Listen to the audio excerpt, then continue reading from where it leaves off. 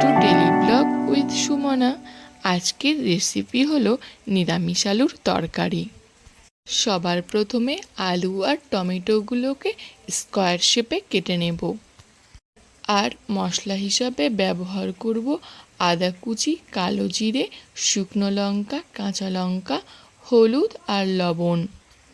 তারপরে কড়াইতে তেল দিয়ে ফোড়ন হিসাবে ব্যবহার করব কালো জিরে আর শুকনো লঙ্কা।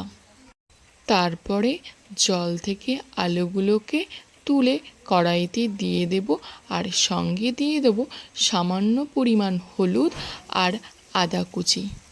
তারপরে আলুগুলোকে ভালো করে ফ্রাই করে নেব। এই সময়ই আলুগুলো প্রায় 60% সিদ্ধ হয়ে যাবে। এরপরে আমরা টমেটোগুলোকে অ্যাড করব।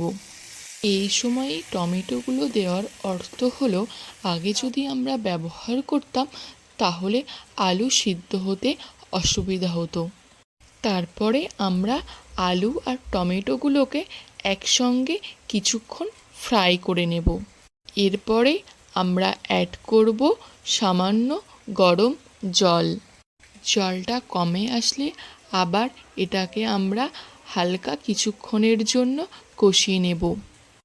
তারপর আবার জল দিয়ে এটাকে ফুটতে দেব আর শেষে দিয়ে দেব কাঁচা লঙ্কা। এটাকে তরকারির ফ্লেভার আনে, হয়ে যাবে নিরামিষ আলুর তরকারি।